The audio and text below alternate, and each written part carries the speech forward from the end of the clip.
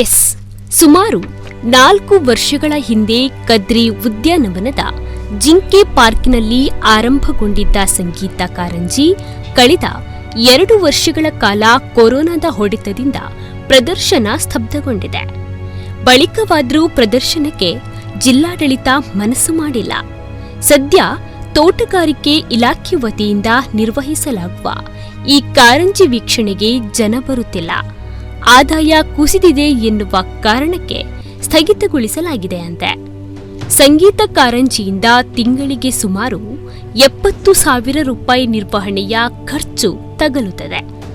ಆದರೆ ಖರ್ಚಿನ ಶೇಕಡ 10ರಷ್ಟು ಕೂಡ ಆದಾಯ ಬರುವುದಿಲ್ಲ. ನೀರಿನ ನರ್ತನದ ಜೊತೆಗೆ ಯಕ್ಷಗಾನ, ಭೂತಾರಾಧನೆ, ಕಂಬಳ, ನಾಗಮಂಡಲ ಸಹಿತ ತುಳುನಾಡಿನ ಸಂಸ್ಕೃತಿ, ಪರಂಪರೆ ಮತ್ತು ಆಚರಣೆ ಸೇರಿದಂತೆ ವಿವಿಧ ಬಗೆಯ ಥೀಮ್ನಲ್ಲಿ ಸಂಗೀತ ಕಾರಂಜಿ ಪ್ರದರ್ಶನಗೊಳಿಸಲಾಗುತ್ತಿತ್ತು. ಆದರೆ ಇದನ್ನೇ ಮತ್ತೆ ಮತ್ತೆ ವೀಕ್ಷಿಸಲು ಇದೀಗ ಜನ ಬರುತ್ತಿಲ್ಲ. ಹೊಸ ಥೀಮ್ನ ಪ್ರದರ್ಶನದ ಅಗತ್ಯವಿದೆ.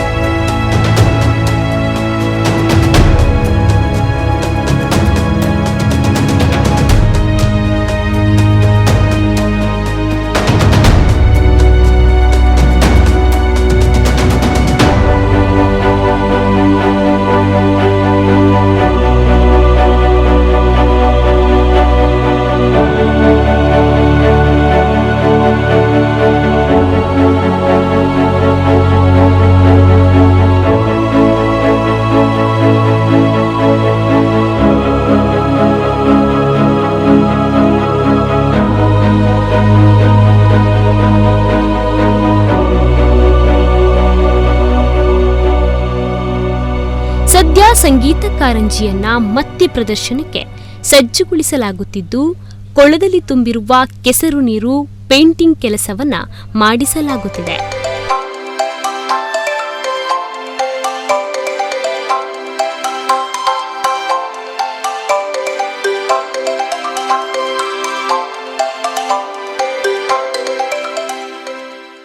ಕಾರಂಜಿ ಕಾಮಗಾರಿಯನ್ನ ಬೆಂಗಳೂರಿನ BNA ಟೆಕ್ನಾಲಜಿ ಕಂಪನಿ ವಹಿಸಿತ್ತು. ಇಲ್ಲಿ ಬಣ್ಣದ ಕಾರಂಜಿ ಮಾತ್ರವಲ್ಲದೆ ಲೇಸರ್ ಲೈಟ್ ತಂತ್ರಜ್ಞಾನ ವ್ಯವಸ್ಥೆಯನ್ನ ಕೂಡ ಬಳಸಲಾಗಿದೆ. ನನ್ನ ಶಾಸಕತನ ಬಳಿಕ ಇದನ್ನ ಸಂಪೂರ್ಣವಾಗಿ ಕಡೆಗಣಿಸಲಾಗಿದ್ದು ತುಕ್ಕು ಹಿಡಿದು ಹೋಗುತ್ತಿದೆ. ಇದನ್ನ ಮಾಡಿದ್ದನ್ನ ನಿರ್ವಹಣೆ ಮಾಡುವ ವ್ಯವಧಾನ ಅಧಿಕಾರಿಗಳಿಗೆ ಇಲ್ಲದಿರುವುದು ವಿಷಾದನೀಯ. ಪುಟಾಣಿ ರೈಲು ಸಹಿತ ಕದ್ರಿ ಉದ್ಯಾನವನದ ಎಲ್ಲ ಸೌಲಭ್ಯಗಳನ್ನು ನಿರ್ಲಕ್ಷ್ಯ ಮಾಡಲಾಗಿದೆ ಎನ್ನುತ್ತಾರೆ ಮಾಜಿ ಶಾಸಕರು. ಇವತ್ತಿನ ಪರಿಸ್ಥಿತಿ ಅದನ್ನು ನೋಡಿದರೆ ದುಃಖ ಆಗ್ತಾ ಇದೆ. ಯಾವಾಗ ನಾನು ಶಾಸಕತನ ಬಿಟ್ಟೆನ ಅದು ಸಂಪೂರ್ಣವಾಗಿ ಅದನ್ನು ಕಡೆಗಣಿಸಿದ್ದಾರೆ ಮತ್ತು ತುಕ್ಕು ಹಿಡಿದು ಅಲ್ಲಿಗೆ ಹೋಗದ ರೀತಿಯಲ್ಲಿ ಮಾಡಿಟ್ಟಿದ್ದಾರೆ. ಒಂದು ಸಾರ್ವಜನಿಕ ಆಸ್ತಿ, ಒಂದು ಕ್ರೀಡಾ, ಒಂದು ಪಾರ್ಕಿಗೆ ಚಂದ ಕೊಡುವಂಥ, ಜನರಿಗೆ ಮನಸ್ಸಿಗೆ ಮುದ ಕೊಡುವಂಥ ಒಂದು ವ್ಯವಸ್ಥೆ, ಅದನ್ನು ಮಾಡಿದ್ದನ್ನು ಒಂದು ಮೇಂಟೈನ್ ಮಾಡುವಂಥದ್ದು, ಮುಂದುವರಿಸಿಕೊಂಡು ಹೋಗುವಂಥ ವ್ಯವಧಾನ ಕೂಡ ನಮ್ಮ ಜನಪ್ರತಿನಿಧಿಗಳಿಗೆ, ಅಧಿಕಾರಿಗಳಿಗೆ ಇಲ್ಲ ಎಂದರೆ ನಮ್ಮ ಸಾರ್ವಜನಿಕ ಆಸ್ತಿಗಳ ಅವಸ್ಥೆ ಏನಾಗ್ಬೋದು ಅಂತ ನಾವು ಅನಿಸ್ಕೊಳ್ಬೇಕು. ಕದ್ರಿ ಪಾರ್ಕ್ನಲ್ಲಿ ಪುಟಾಣಿ ರೈಲು ಸುಮಾರು 1.5 ಕೋಟಿ ರೂಪಾಯಿ ಅನುದಾನವನ್ನು ತಂದು ಅದನ್ನು ಮಾಡಿಸಿದೆ. ಇವತ್ತಿಗೆ ಅದನ್ನು ಕೂಡ ಒಂದು ಮೂಲೆಗೆ ಹಾಕಿಬಿಟ್ಟಿದ್ದಾರೆ. ಕದ್ರಿ ಪಾರ್ಕನ್ನು ಅದು ಮೊದಲು ಕದ್ರಿ ಮರುಭೂಮಿ ಆಗಿತ್ತು, ಅದನ್ನು ಒಳ್ಳೆಯ ಒಂದು ಹಂತಕ್ಕೆ ತಂದಿಟ್ಟಿದ್ದೆ. ಇವತ್ತು ಅದರ ಕಡೆಗೆ ಗಮನನೇ ಇಲ್ಲ. ಕೇವಲ ಹೊರಗಡೆಯಿಂದ ಆ ಒಂದು ಪಂಚವಾರ್ಷಿಕ ಯೋಜನೆ ಹಾಗೆ ಸ್ಮಾರ್ಟ್ ಸಿಟಿದು ಹಣವನ್ನು ತಂದು ಕೊಟ್ಟಿದ್ದೀವಿ ನಾವು. ಸುಮಾರು 2,000ಕ್ಕಿಂತಲೂ ಜಾಸ್ತಿ ಕೋಟಿಯನ್ನು ಇವರಿಗೆ ಆರಾಮದಲ್ಲಿ ನಾವು ಯೋಜನೆಯನ್ನು ತಂದು ಕೊಟ್ಟಿದ್ದೇವೆ. ಅದರ ಹಣವನ್ನು ಅಲ್ಲಿ ಆ ರಸ್ತೆಗೆ, ಕಾಂಕ್ರೀಟಿಗೆ ಹಾಕಕ್ಕೆ ಪೋಲ್ ಮಾಡ್ತಾ ಇದ್ದಾರೆ. ಅದು ಪಂಚವಾರ್ಷಿಕ ಯೋಜನೆ. ಅದು ಏನು ಕಟ್ತಾರೆ, ಯಾವ ಕೋಟೆ ಕಟ್ತಾರೆ ದೇವರಿಗೆ ಗೊತ್ತು ಅದು. ಸಂಗೀತ ಕಾರಂಜಿಯನ್ನು ನಿರ್ವಹಣೆ ಮಾಡಲು ಬಿಎನ್ಎ ಟೆಕ್ನಾಲಜೀಸ್ ಬೆಂಗಳೂರು ಇವರಿಗೆ ಮತ್ತೆ ಸೂಚಿಸಿದ್ದೇವೆ. ವಿವಿಧ ಥೀಮ್ ಬದಲಾವಣೆ ಮಾಡಿ ಮತ್ತೆ ನಿರ್ಧಾರ ತೆಗೆದುಕೊಂಡು ಶುರು ಮಾಡಲು ಸಭೆಯನ್ನ ಕೂಡ ನಡೆಸಲಾಗಿದೆ. ಕಾರಂಜಿ ಮತ್ತೆ ಪ್ರದರ್ಶನ ಕಾಣಲಿದೆ. ಆರ್ಥಿಕ ಹೊಡೆತ, ಕೊರೋನಾ ಇತ್ಯಾದಿ ಕಾರಣಗಳಿಂದ ಜನ ಬಾರದೇ ಇದ್ದು ಲಾಭದಾಯಕವಿಲ್ಲದ ಕಾರಣ ಇದನ್ನ ಸ್ಥಗಿತಗೊಳಿಸಲಾಗಿತ್ತು ಎನ್ನುತ್ತಾರೆ ಅಧಿಕಾರಿಗಳು.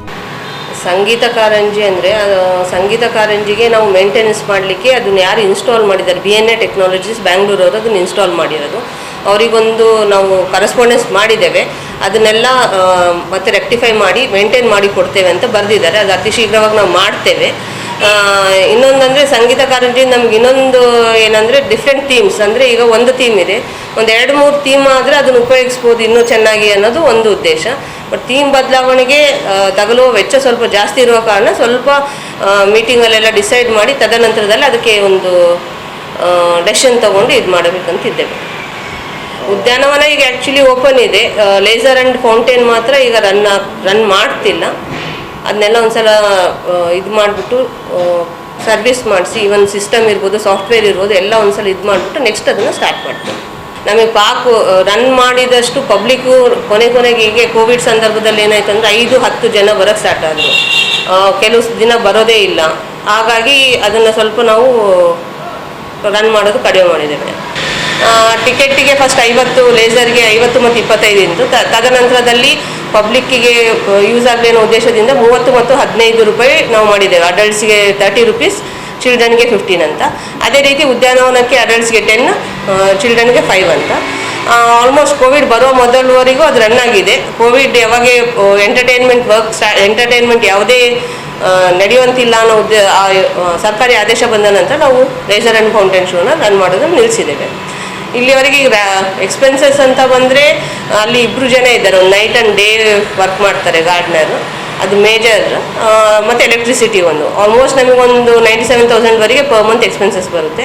ಆನ್ ಆನ್ ಆ್ಯಾವ್ರೇಜ್ ನಮಗೆ ಕಲೆಕ್ಟ್ ಆಗ್ತಿರೋದು ಒಂದು 85,000 ಪರ್ ಮಂತಿಗೆ ಕಲೆಕ್ಟ್ ಆಗುತ್ತೆ. ಒಟ್ಟಿನಲ್ಲಿ ಕೋಟಿಗಟ್ಟಲೆ ವೆಚ್ಚದ ಯೋಜನೆ ಈ ರೀತಿ ಪೋಲಾಗುತ್ತಿರುವುದು ಜನತೆಯ ತೆರಿಗೆಯ ಹಣವನ್ನ ಹಾಳು ಮಾಡಿದಂತೆ. ಹೊಸ ಸ್ವರೂಪದಲ್ಲಿ ಅಧಿಕಾರಿಗಳು ಇದನ್ನ ಮತ್ತೆ ಪ್ರದರ್ಶನ ಮಾಡಲು ಮುಂದಾಗಿರುವುದು ಕೊಂಚ ಸಮಾಧಾನಕರವಾದ ಸಂಗತಿ. ಗಣೇಶ್ ಪೂಜಾರಿ, ನಮ್ಮ ಕುಡ್ಲ ನ್ಯೂಸ್, ಮಂಗಳೂರು. ನಮ್ಮ ಕುಡ್ಲ ಈಗ ಎಲ್ಲ ಡಿಜಿಟಲ್ ಪ್ಲಾಟ್ಫಾರ್ಮ್ಗಳಲ್ಲೂ ಲಭ್ಯ. ಕ್ಷಣ ಕ್ಷಣದ ಅಪ್ಡೇಟ್ಗಳಿಗಾಗಿ ಸಬ್ಸ್ಕ್ರೈಬ್ ಮಾಡಿ ನಮ್ಮ ಕುಡ್ಲ 24/7. ಫೇಸ್ಬುಕ್, ಟ್ವಿಟರ್ ಹಾಗೂ ಇನ್ಸ್ಟಾಗ್ರಾಂ ಪೇಜ್ಗಳನ್ನ ಲೈಕ್ ಮಾಡಿ, ಫಾಲೋ ಮಾಡಿ. ನೇರ ಪ್ರಸಾರ, ಮನೋರಂಜನೆ ಹಾಗೂ ಸುದ್ದಿಗಾಗಿ ನಮ್ಮ ಕುಡ್ಲ ಆಪ್ ಡೌನ್ಲೋಡ್ ಮಾಡಿ. ನಮ್ಮ ಕುಡ್ಲ 24/7 ಇದು ವಿಶ್ವಾಸದ ಪ್ರತಿಬಿಂಬ.